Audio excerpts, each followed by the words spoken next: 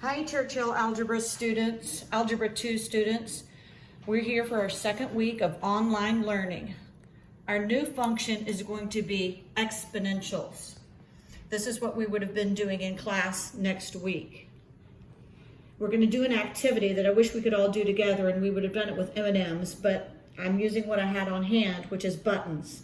So in your Google Classroom, or if you picked up the hard copies, you have a copy of this worksheet.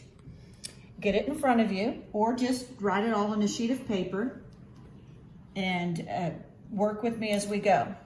What we're going to do is we're going to see how many times I have to shake the box before all the M&Ms go from black to white. So as the instructions say, I'm going to take 3 of the black M&Ms, and I keep calling them M&Ms because we would have used M&Ms in class, but we're using buttons, so forgive me. And switch them out for 3 white M&Ms. What I'm going to do now is shake the box once. Actually, before we do that, let's come over here and record. So our domain are the times I shake the box. So we haven't done it at all yet. So I have my shake is 0. I have 97 of the black M&Ms in the box. I have 3 of the white M&Ms in the box. That is 3 out of 100 as a fraction. It's 0.03, and as a percent, let me turn the paper here, that would be 3%. You can stop the video at any time and fill in your table if you need. Here we go. I'm going to shake the box. Now let's look. This white M&M stayed clear. This one as well, but if you look right here, it looks like we're touching at least, let's say 2 black M&Ms. So I'm going to get 2 black M&Ms, take them out of the box, put 2 white M&Ms in the box. Now let's record that data. Since I took 2 out, now my black M&M count is down to 95. My white M&M count, button count, is up to 5. As a percentage, it's the white or light colored buttons compared to all the buttons in the box. So that's 5 out of 100. As a decimal, that can look as 0.05 or 5%. And some of you may be thinking you can reduce 5 over 100, and that's true, but let's not worry about that right now. Okay, that was shake number 1. Here we go for shake number 2.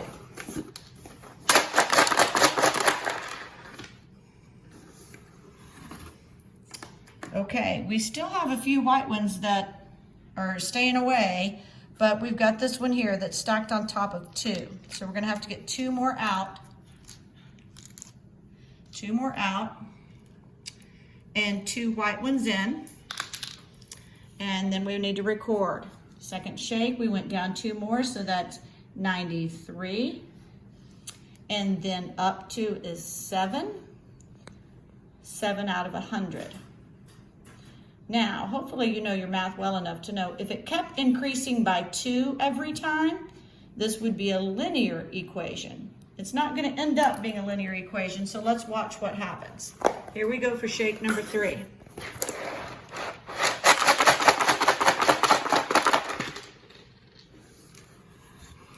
And this is why it's not linear, because this time we don't have just 2 that are going to change out. We've got several more. We've got 1 here, 1, 2, 3, 4, 5. So I'm going to have to take 5 out. 1, 2, 3, 4, 5.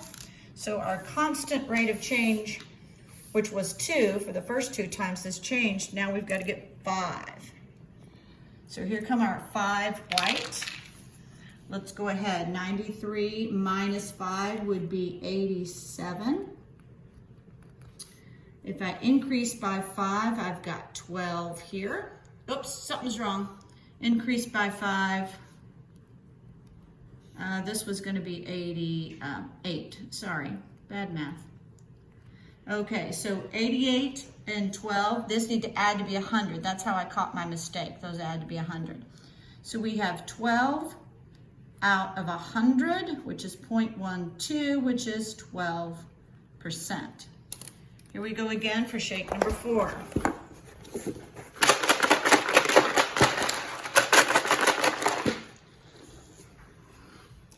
Okay, this is going to be a lot of counting here. We've got 1, 2, 3, 4, 5 here, 6, 7, 8, 9 here, 10, 11, 12, 13, 14, 15. This time we lost 15 of our black buttons. Let's count those out. Bear with me. There's 5. Get out of there. 10, 15. So let's grab 15 here, put them in. Now we got to work on our data. 88 take away 15 is going to be 73. 12 plus 15 is going to be 27. Double check that they still add to be 100, and they do. That's 27 out of 100, 0.27, or 27%. Here we go.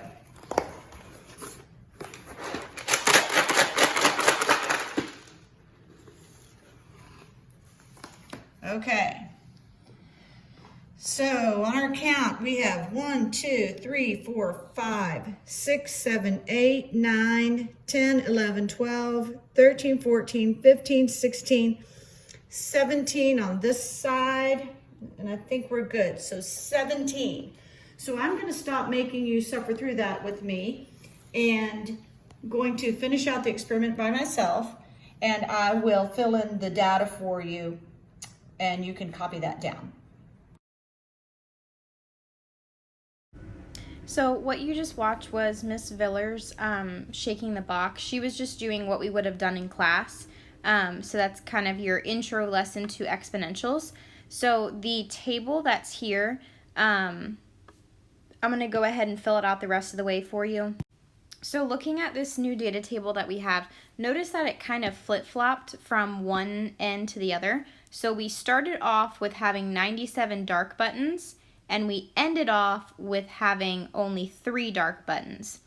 We started with 3 light buttons, and we ended with 97 light buttons. So see that the data for the light and the dark buttons kind of swapped. On this next page here, I'm just going to graph the data that we had in our table from the previous page. So what's going on the x-axis here is the number of times that the box was shaken. What's going to go on the y-axis is going to be the percentage of light buttons. So I just labeled my axes. I am going to plot the points from the previous table really quick and then draw a curve. So I've plotted my points from the previous example, and I've drawn a curve to kind of connect them. I know my curve is kind of ugly. It's kind of hard to do on the iPad, but that is a graph of the data that we just collected. So notice that it starts off with kind of the same numbers. So over in this section, it starts off kind of flat looking, but then as you read the graph from the left to the right, it starts to increase very quickly. So as my x values are getting bigger and bigger, my y values are also getting bigger and bigger. So as you read the graph from the left to the right, as your x values are increasing, your y values are also increasing. These next couple pages are just the steps on how to do it on the calculator. If you want to download the calculator software on your computer, you can use this link that's provided right there. I think it's a 6-month free trial, but it only works if you download it on a desktop or an iPad. I don't think it will work on your cell phone. But don't worry about that. You're not going to need it for any of these that we're doing here. So let's take a look at some of the questions that are here. So number 7 says, what are some important features of our graph? Let's write our observations below. So important features, I'm just going to kind of sketch what the graph looked like up here. Okay, so it kind of has a curve shape to it. I know my graph isn't perfect. Some important features, we know that the graph is increasing. So that means that as my x values increase, my y values are also going to be increasing.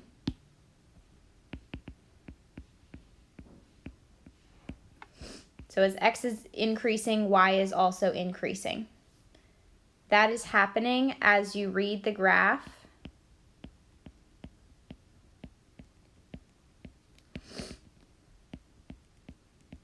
from the left to the right.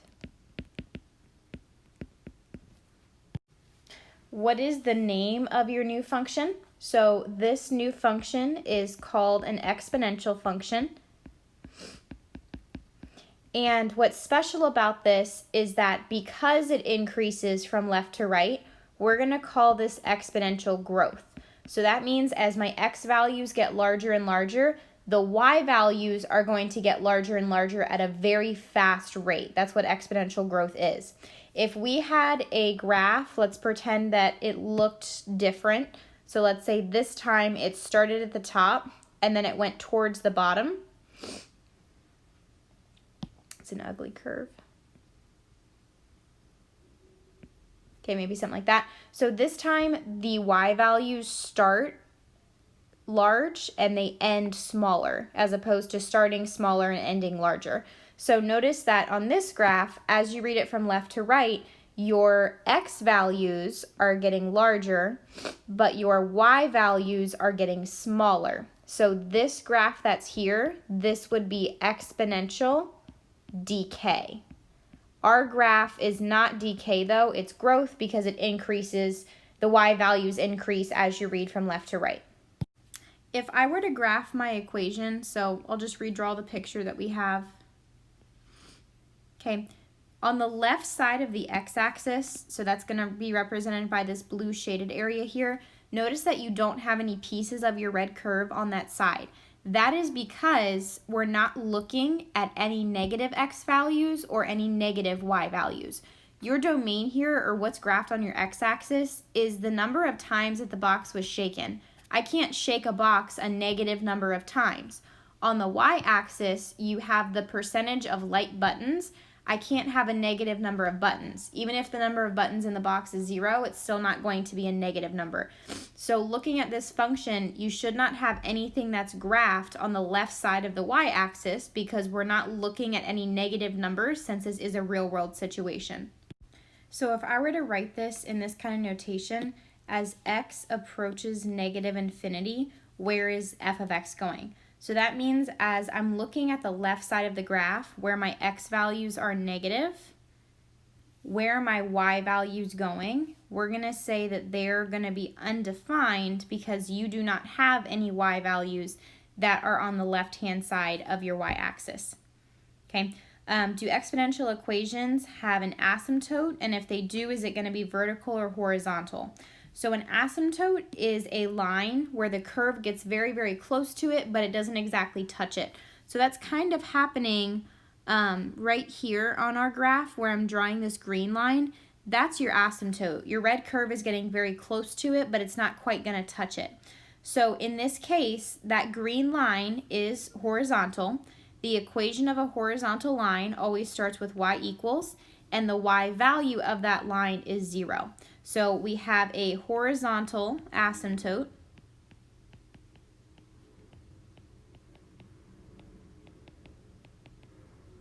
at y is equal to 0. Is the domain or range increasing faster? So again, I'm going to draw a picture so it's easier for us to look at. Okay, so remember that your domain is looking at your x-axis and that your range is looking at your y-axis. So on your graph from the previous, like the first page where we graphed the original function, your x scale went up by 1s and your y scale went up by 10. So even though your x is getting larger, it's getting larger at a slower rate than the y values are. So we're going to say that our range increases faster because as my x values are getting larger, The y values are also getting larger, but they're getting larger tenfold compared to what the x values are getting increased by. Okay, so the range is going to be increasing faster. I don't know why it's not going to print this on mine, but it should say as the domain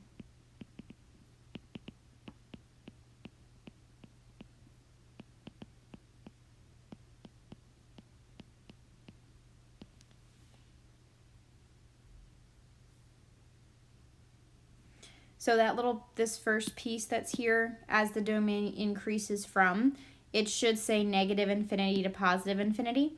And the y values are increasing. This is called exponential growth. So basically what this is saying is that as the x values, as you're reading the graph from left to right,